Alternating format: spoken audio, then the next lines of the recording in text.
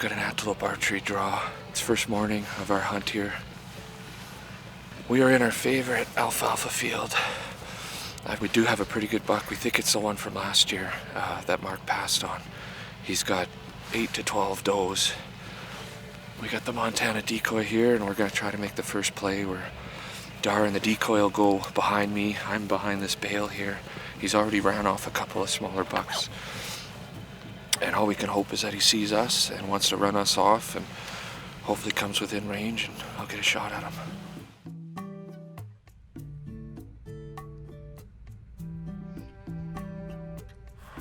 So we tried to make a play. There's one mature buck with 17 does. We tried to work the decoy and it looks like they kind of just caught on to us and he didn't have any interest, even though he was running off two smaller bucks. We are going to come back into this alfalfa field later tonight and probably set up and hope that they just come back, and when they do, we'll be ready for them.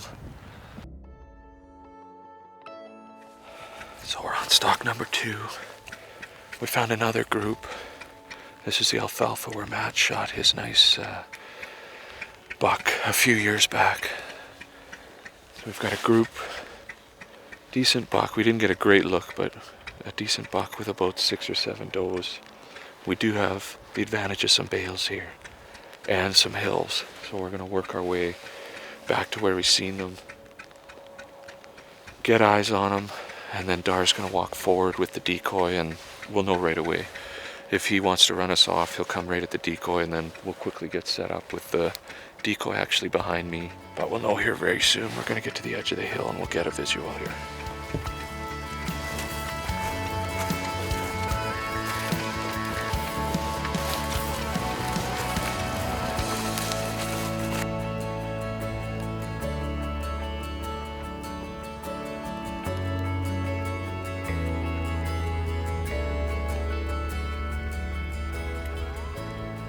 About 400 yards.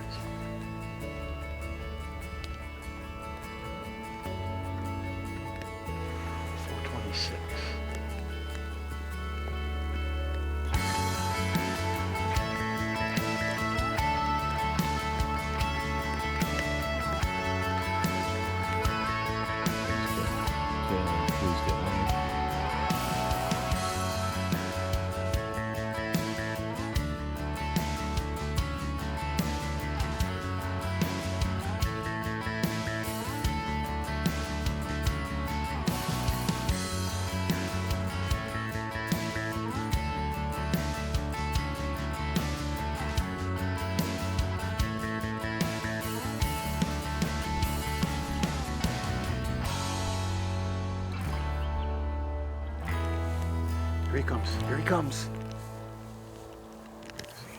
Straight just to the right, cresting the hill. Ah, we didn't get in quick enough.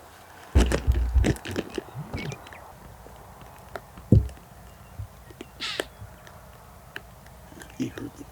I think he heard them jerk. Didn't quite get back quick enough. We just weren't quick enough. We needed to get in between him and his does. Yeah. So what I seen in the distance was another buck. The bale is something to hide behind would have helped. Yeah, absolutely. He's a nice buck though. There he is. Throw it up again. Oh, he wants to wind us. Yes, this is what they do.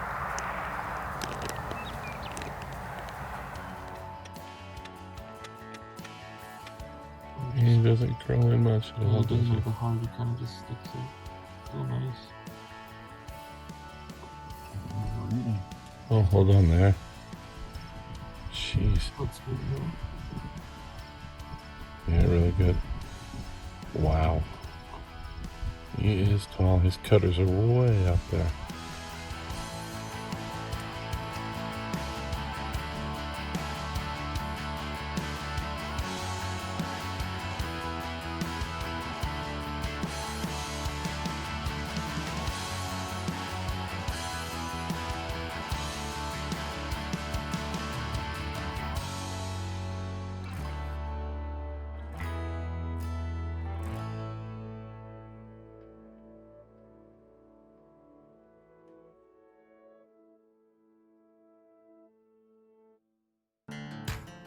I think I see 4 on this side, 1 on that Yeah, side. the buck's on the right. Yeah. That's what I thought. They're kind of just feeding with their butts towards us, so I don't know. It doesn't hurt to just make a move. I don't know how covered we will be here. So the rain has stopped, sun's coming out, we're finally starting to dry off. And we got 1 buck here that we spotted with 5 or 6 does. We're along a fence line, we're hoping that the fence line can give us a little bit of cover. We'll try to flip up the decoy and hope. We're kind of 0 for 5 right now. We've had a couple of close opportunities, but nothing into bow range. Maybe 96 yards, I think, is the closest so far. So we'll sneak along this fence line, pop up the decoy. He ended up just mating one of the does, so hopefully he wants to defend the crew and we will get an opportunity.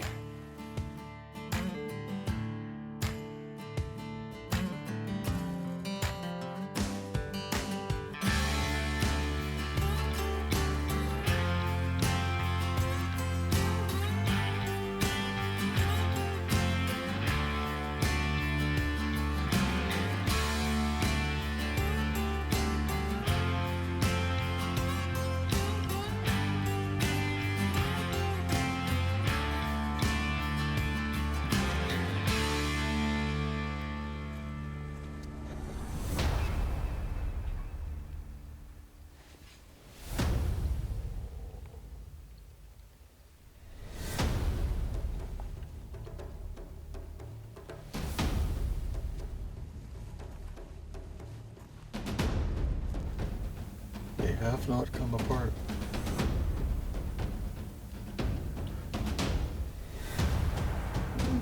Oh, there they go.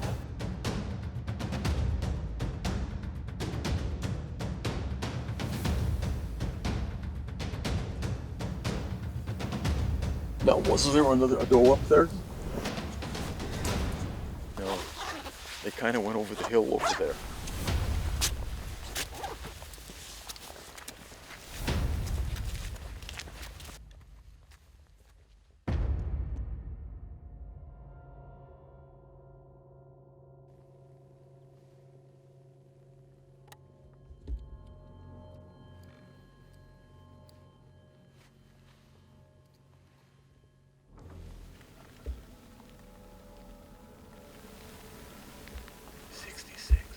How much? 66.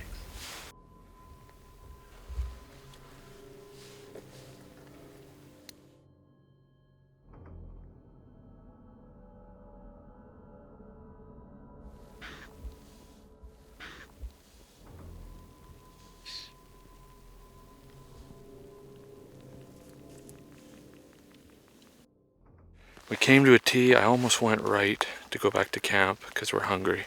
I think it's about 3 in the afternoon. We ended up going west. Spotted doe in the field. I glassed. 2 bucks are fighting. Was able to phone scope it for a bit, and then the bigger buck won the fight and then chased the little one all the way across on the other side of us. So we got into position. Dar got the decoy. And the other one, actually, we see it over the horizon coming straight back at us, and he walked kind of parallel us. Matt was able to get a range at 66 yards, but he just didn't stop. Then he circled around Dar and actually was on the other side of him, probably only 30-40 yards from Dar. But unfortunately I was too far away there, so didn't get a shot. So we move on, and hopefully we get some luck here after we eat and get something in our bellies here. We had a great morning this morning. We didn't get back to camp till probably about 4 o'clock to have a quick bite. We're back out here again. The last buck we saw was just a beautiful antelope, nice, wide, everything you can ask for. Yeah, his little left cutter looks real big and he's a monster. Turn his head. I don't know if I've seen much bigger than that, man. After grabbing a bite, we came back to where we last saw him, and sure enough, he hadn't moved 100 yards. He's still exactly where we left him. Got some phone scope footage of him. and then decided the only play to make tonight is to basically sit and wait and hope he comes to us. So Travis set up on a fence line where we have seen him cross to leave this field in the past. And we're just hoping. Right now the buck is heading to the north. If he makes a left, he'll be going right to Trav. If he turns right or goes any other direction, then we'll have to try to make a play in the morning. But I'm going to try to film from a distance with the camera and the phone scope. Not sure how it's going to work, but we're going to have to give it a go. And there they are right there. And they're going to see me and they're going to move towards Trav. This could be a good thing. Here they are. Here, I'll give you a look.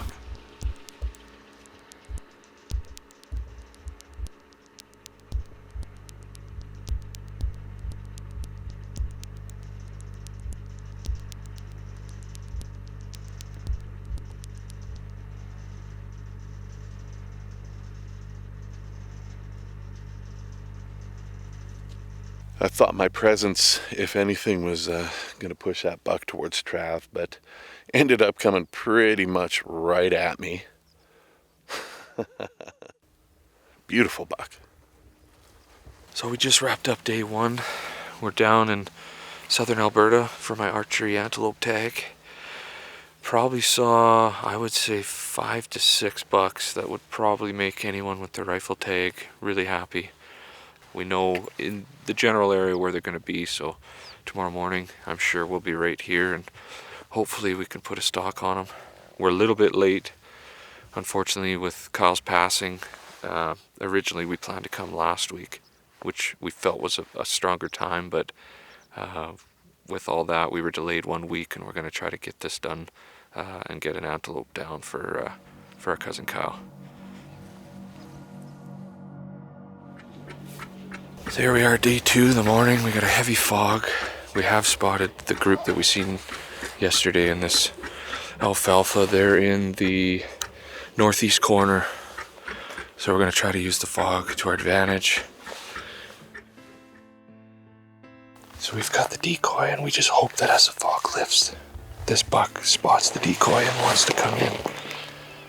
Dar's behind us, behind another bale, and Matt and I are here.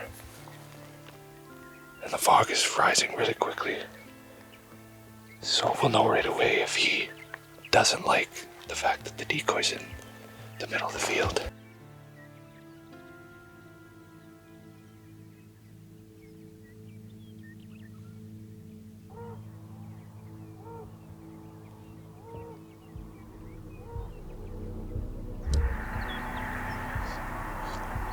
He's coming. He's coming.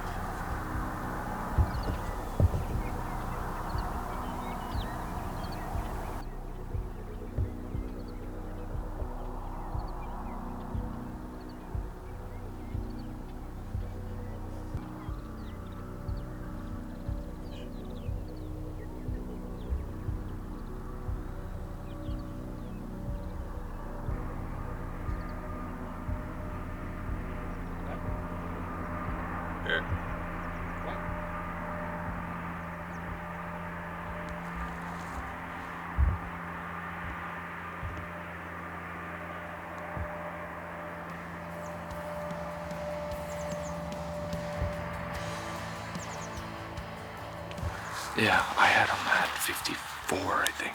54, quartering 2. And then he went and spun around. And then he was at 60 and he was trotting. And then I was drawn.